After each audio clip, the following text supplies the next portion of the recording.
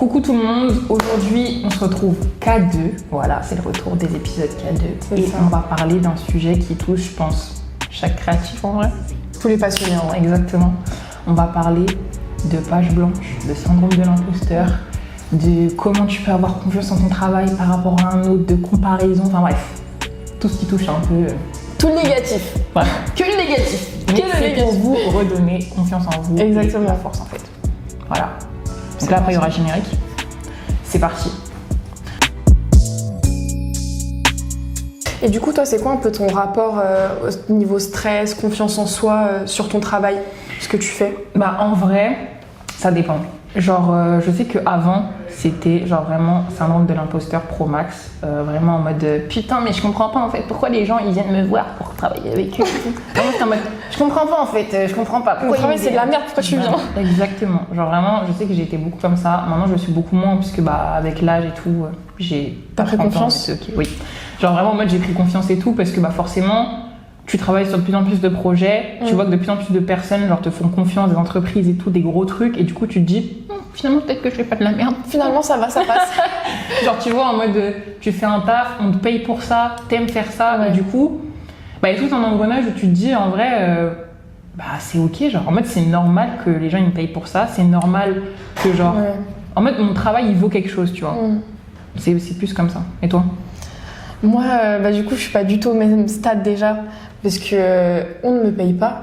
Je ne fais pas en fait, genre moi justement j'ai un peu ce truc de, je pense que je suis genre à l'étape que toi t'as passé déjà de genre un peu peur de faire les trucs justement bah par peur de du confiance en moi et confiance en ce que je fais parce que je me dis en fait il y a tellement genre en mode les gens font aujourd'hui genre il y a tellement de créatifs, tellement de passionnés qui font tous les jours de nouveaux trucs sur les réseaux sociaux, on voit de ouf et du coup c'est pas bien de se comparer.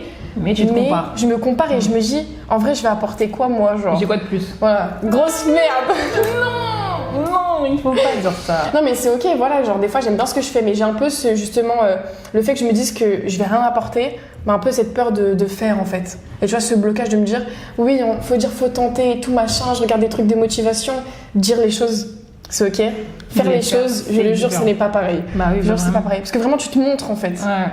Non, en vrai, je comprends parce que ce truc de genre, tu te compares aux autres, tu te dis on est des milliers à faire la même chose. Ouais. Moi, je l'ai pendant longtemps. Aujourd'hui, je suis moins comme ça, mais bien sûr, il y a des jours où je me dis, mais en fait, en vrai, je sers à quoi là sur cette planète? Genre vraiment, à quoi je sers? Genre, en vrai, tout le monde fait la même chose. Ouais. Genre, tout le monde peut faire ce que je fais. Et en fait, faut débloquer ce truc parce que non, prends l'exemple d'un photographe. Deux photographes qui ont le même appareil photo et tout, ils vont pas faire les mêmes photos, ils vont pas avoir le même talent, ils vont pas avoir le même œil. En fait, pour moi, tout est une question de ta vision. Tu vois, ton œil, ce que t'aimes, ce que tu fais ressentir quand tu fais un truc et tout. Moi, à chaque fois, je suis en mode petit message spécial parce qu'elle est juste à côté de moi. T'es là, tu fais un truc et je suis en mode dinguerie ce qu'elle fait, mais elle poste pas, elle met pas en avant, elle est en mode non, c'est de la merde, alors que c'est pas tout le monde qui fait ça. Hein. Tu vois, tu te rends pas compte parce que tu te compares trop aux autres. Le truc, c'est que je pense qu'on est beaucoup comme ça aujourd'hui avec les réseaux sociaux encore plus, t'as encore plus l'accès à ce que les autres font. Et d'un autre côté, ça peut être bien pour certaines personnes, genre par exemple peut-être toi, genre en mode qui est plus expérimenté, dans le sens où tu te dis, ok bah il a fait ça, bah genre je peux faire ça, quelque chose de différent ou machin. Quand t'es tout au début, t'es en mode, il y a tellement...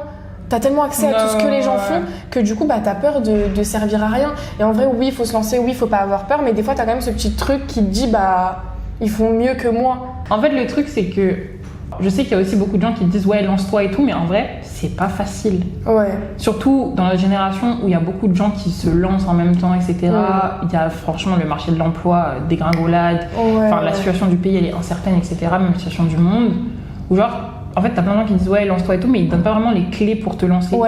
Dans le sens où c'est bien de se lancer, la freelance c'est cool, mais en vrai de vrai c'est compliqué de trouver ses premiers clients, de gérer toi aussi ta com, parce qu'aujourd'hui il y a un truc aussi où t'es obligé de communiquer sur ce que tu fais. Ça n'existe plus juste t'es freelance, fin. Genre aujourd'hui t'es obligé de faire des posts sur Insta pour montrer ton travail, faire des TikTok pour montrer que vas-y t'es une personne sympa et tout. Et tout ça genre moi je trouve que des fois c'est forcé. Il y a certains artistes qui pourraient juste vivre de leur art Enfin, en gros, tu vends des tableaux, c'est tout, tu fais des galeries.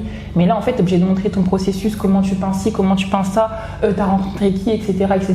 Et je trouve que tout ce qui est genre personal branding autour des artistes, c'est hyper compliqué. Parce que quand t'es pas quelqu'un qui t'expose à la base, moi je sais qu'à la base, je suis pas quelqu'un qui m'expose de ouf, genre j'aime pas mettre des photos de moi, j'aime pas. Et c'est pas par complexe ou quoi, c'est juste parce que je suis pas comme ça, j'ai pas été genre éduquée comme ça. Enfin, les réseaux c'est cool, mais vas-y, genre je me suis jamais mise en avant de ouf.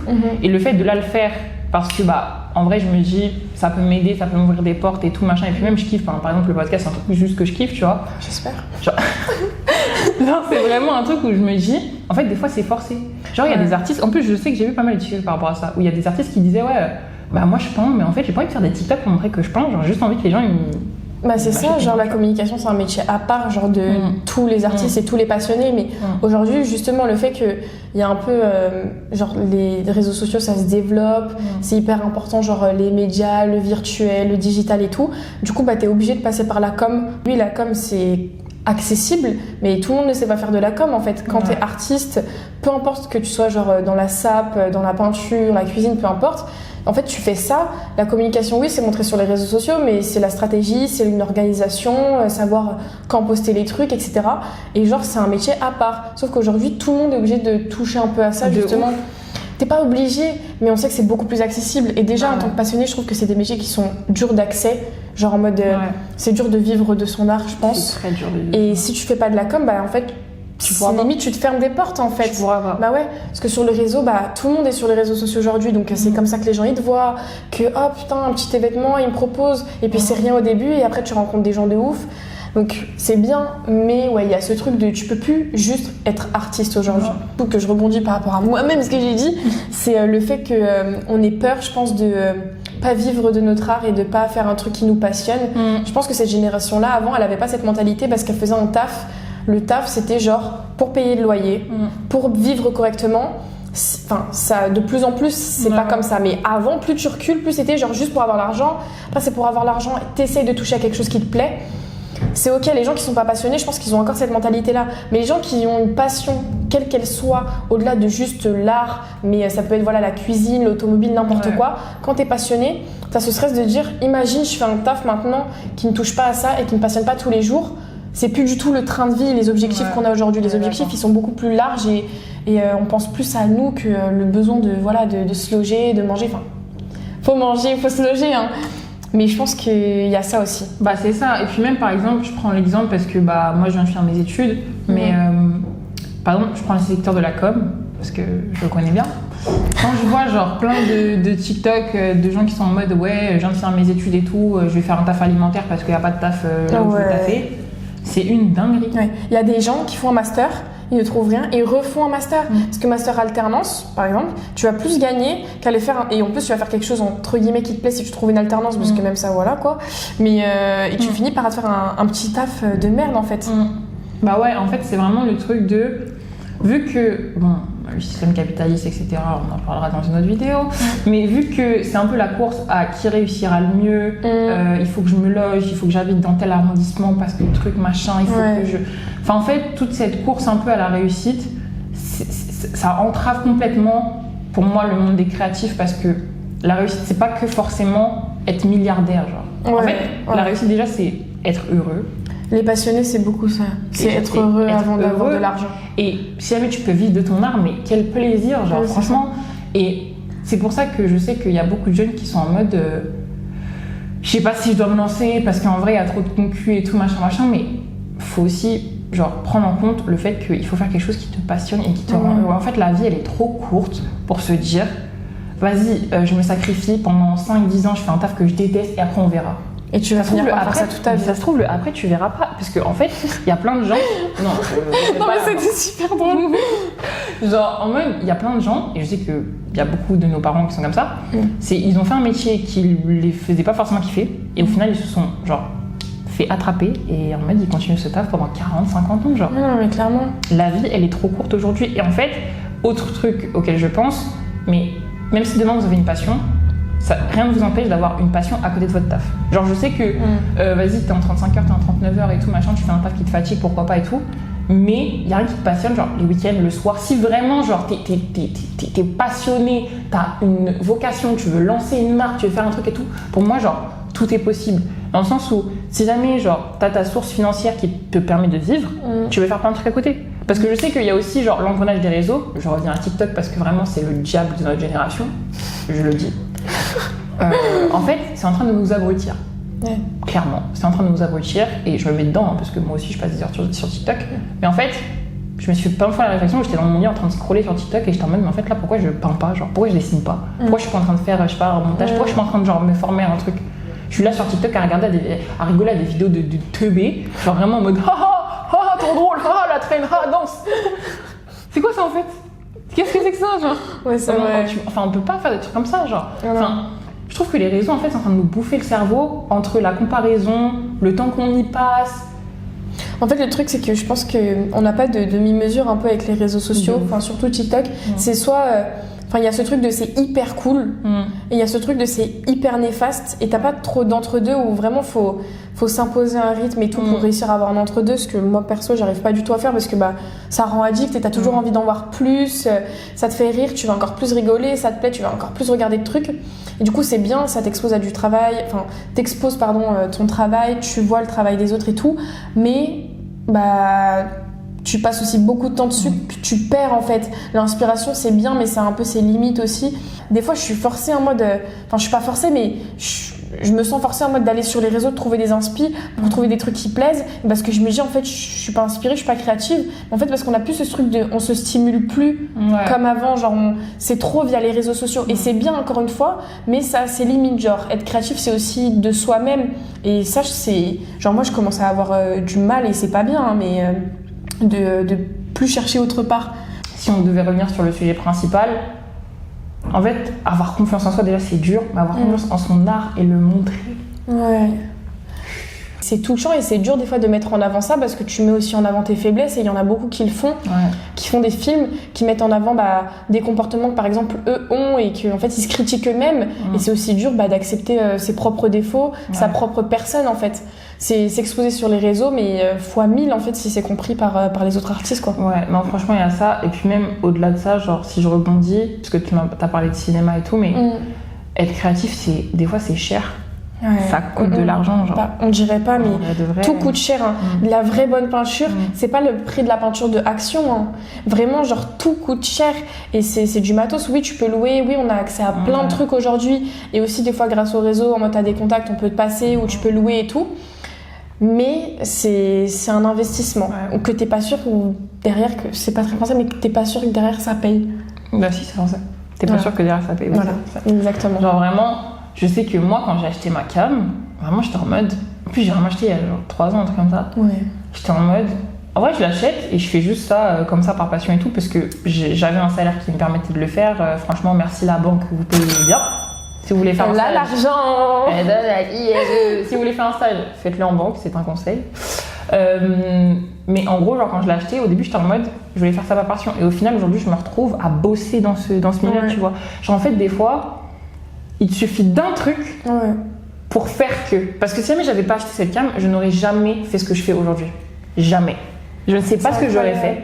Peut-être que j'aurais fait plus du community management, genre en mode des réseaux et tout, parce que parce que genre en vrai j'ai une école de com. Exactement. Mais le côté créa, je l'aurais jamais eu. Genre franchement, en fait j'ai toujours été créative, mais le fait de vraiment genre faire de la vidéo, faire de la photo et tout, je ne l'aurais jamais fait, genre. Ouais, tu vois. Parce que c'est un art différent de celui quand t'es petit aussi, genre quand t'es petit tu vois quand un enfant il est créatif comparé aux autres. Mais après aussi pour ceux qui ont pas de passion, genre en mode qui regardent ça et qui ont pas de passion, genre en mode c'est pas grave genre de pas avoir de passion. Il y a des passions, des fois ça se révèle archi tard. De ouf. Genre tu peux ne pas avoir de passion et un jour tu te réveilles à 35 ans, tu vois un truc et genre ça te stimule de ouf et tu l'avais pas rencontré avant et tu peux devenir passionné, genre faut pas, voilà, c'est encore cette génération qui se presse. Il y a des gens qui sont passionnés depuis qu'ils sont tout petits. Genre en mode, en vrai, genre voilà, je vis pas de mon art et tout machin, mais genre en mode je sais que depuis petite genre j'ai un intérêt pour l'art, la peinture, etc. Mais genre en mode j'aurais pu ne jamais être passionnée et voilà, genre ça peut venir ou ça peut ne pas venir et c'est pas grave de pas être passionné par quelque chose, de juste faire un taf parce que voilà ça te plaît bien sans vraiment te dire c'est ma passion et tout. C'est pas grave, genre il y a d'autres choses qui te stimuleront dans la vie. Enfin voilà, c'est pas un goal d'être passionné. Je pense qu'en plus tu choisis pas d'être passionné par quelque chose. Vraiment ça vient tout seul. Donc voilà, tu peux changer de passion, même tu peux être passionné par un truc et après tu fais totalement autre chose. Ça, on est d'accord. C'est ok, genre. On est grave d'accord. Et du coup, par contre, pour ceux qui sont passionnés, je pense qu'il y a un stress que les gens qui sont pas passionnés ne peuvent pas comprendre. Genre justement, le fait de stresser de ne pas vivre de son art, encore comme on a dit avant, c'est quelque chose qui freine énormément. Genre par exemple, quelqu'un qui n'a pas de passion, il va plus facilement trouver un taf qui le stimule ou qui ça passe entre guillemets, parce que il a pas de passion et il va beaucoup plus facilement s'adapter que quelqu'un qui est passionné. Je trouve que les passionnés, on s'adapte moins facilement parce qu'on a besoin de ce truc qui nous stimule, vous voyez. Genre par exemple, j'ai fait une alternance pendant 2 ans. Ça m'a plu parce que j'ai appris des choses, vous voyez. Mais la 2e année, j'étais en mode, en fait, il n'y a plus ce truc qui me stimule. C'était déjà pas à la base quelque chose de créatif, mais à partir du moment où tu as de l'apprentissage, moi je trouve que ça reste intéressant. Mais tu as la 2e année où j'étais en mode, j'ai plus ce truc qui me stimule et j'ai vraiment besoin d'y revenir en fait. Et voilà, je trouve qu'on s'adapte moins. C'est un peu peut-être relou pour le monde du travail, mais c'est un peu aussi relou pour nous parce que genre en mode on s'ennuie en fait hyper facilement parce qu'on n'a pas ces trucs qui même ce petit truc en plus dans les tafs. C'est exactement ça, genre moi je sais que je suis beaucoup comme ça, je marche beaucoup à la stimulation, si ça me stimule pas, ça m'intéresse pas. Donc je fais pas. Je suis totalement d'accord. Genre et ça peut être limitant. Genre je sais que j'arrive quand même à m'adapter et à genre prendre sur moi etc. mais pendant un temps limité. Si jamais la chose ne me plaît pas, je vais pas pouvoir être investie à 100% comme quand quelque chose me plaît. C'est sûr. Et pour le monde du travail, c'est vraiment incompatible. Parce qu'en fait, des fois, vous allez faire le truc que vous n'avez pas aimé. Franchement, honnêtement, vous n'avez pas aimé. Mais vous avez le cardio de faire ça. Mais ouais. Vraiment. Franchement, vous avez le cardio, genre, de faire ça, la vérité. Parce que c'est une dinguerie. En mode de dire, je commence un taf que j'aime pas, mais je le fais parce que j'ai besoin d'argent pour différentes raisons. Franchement, genre, vous êtes fort de faire ça. La vérité. Et moi, genre, passionné ou pas passionné, mais les gens qui font un taf juste pour l'argent, je sais qu'aujourd'hui, on a besoin d'argent. Vraiment, c'est hyper important, l'inflation, tout ça, là, on sait. Mais genre, moi, je sais que il y a des gens, ça peut les choquer, mais moi, je préfère un taf où je suis, genre, 2 fois moins payée, mais que je peux vivre correctement, c'est inévitable.